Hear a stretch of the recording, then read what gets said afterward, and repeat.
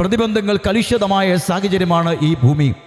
മനുഷ്യൻ്റെ ജ്ഞാനത്തിനോ കഴിവിനോ എത്തപ്പെടുവാനോ പൂർത്തീകരിക്കാനോ കഴിയാത്ത കലുഷിതമായ സാഹചര്യമാണ് ഓരോ ദൈവ പൈതലിനും ഈ ഭൂമിയിലുള്ളത്. അപ്പോൾ തന്നെ ഓർത്തുകൊള്ളണം, പണ്ട് നമുക്കുണ്ടായിരുന്ന പശ്ചാത്തലം വിട്ട് വാഗ്ദത്ത കനാൻ ദേശത്തേക്കുള്ള ഈ യാത്രയിൽ ഇപ്പോഴും ഇനിയും നാളെ നമ്മൾ ഏതെല്ലാം വഴിയിലൂടെ കടന്നു പോകണമെന്ന് നമുക്കാർക്കും അറിയില്ല. പക്ഷേ നമുക്ക് വചനത്തിലൂടെ സൂചന നൽകിയിരിക്കുന്നു. നമുക്ക് മുമ്പായി മാതൃകയ്ക്ക് വേണ്ടി ഇസ്രായേൽ ജനതയെ കർത്താവ് വിളിച്ച് വേർതിരിച്ച് കനാൻ ദേശം ലക്ഷ്യമാക്കിയുള്ള യാത്രയിൽ ഏതെല്ലാം അനുഭവങ്ങൾ ഉണ്ടാകുമെന്നും ഏതെല്ലാം വഴിയിലൂടെ കടന്നു പോകണമെന്നും ഏതെല്ലാം പ്രശ്നങ്ങൾ നമുക്ക് അഭിമുഖീകരിക്കേണ്ടി വരുമെന്നും പ്രകൃത്യാതീതമായ അനുഭവങ്ങൾ ഉണ്ടാകുമെന്നും ദൈവത്തിൻ്റെ മഹാത്ഭുതം എപ്പോഴാണ്, എങ്ങനെയാണ്, എവിടെയൊക്കെ വെച്ചാണ് വെളിപ്പെടുന്നതെന്നും ദൈവവും മനുഷ്യനും തമ്മിലുള്ള ബന്ധം ഏതെല്ലാം വ്യവസ്ഥയിലാണ് നിലനിർത്തിക്കൊണ്ട് പോകുന്നതെന്നും നിലവിളിക്കുന്ന സമൂഹത്തിന് വേണ്ടി കർത്താവ് എപ്രകാരമാണ് പ്രവർത്തിക്കുന്നതെന്നും രേഖാമൂലം നമുക്ക് എഴുതി അവൻ നൽകുവാനിടയായി. വീണ്ടെടുക്കപ്പെട്ട ഓരോ ദൈവ പൈതലും സ്നാനമേറ്റ് കർത്താവിനോട് കൂടെ ചേർന്ന് കഴിയുമ്പോൾ വാഗ്ദത്ത കനാൻ ദേശത്തേക്കുള്ള ഈ യാത്രയിൽ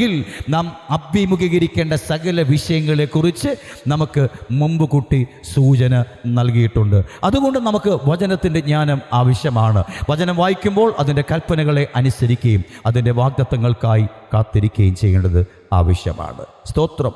സ്വർഗീയന്മാരാകുവാനായിട്ടുള്ള ഈ യാത്രയിൽ സ്വർഗീയമായ പണി കർത്താവ് നമുക്ക് ചെയ്യുമ്പോൾ മിശ്രൈമ്യമായ ലൗകികമായ പൂർവികമായ സകല സമ്പ്രദായങ്ങളെയും വിട്ടുമാറി ക്രിസ്തുയേശുവിൻ്റെ ദിവ്യ സ്വഭാവങ്ങൾ നമ്മുടെ ജീവിതത്തിൽ ഉടനീളം വെളിപ്പെട്ട് വരേണ്ടതിന് കർത്താവിൻ്റെ കരങ്ങളിലേക്ക് നമ്മെ എല്ലാവരെയും സഹായിപ്പാൻ ഏൽപ്പിച്ചു കൊടുക്കട്ടെ.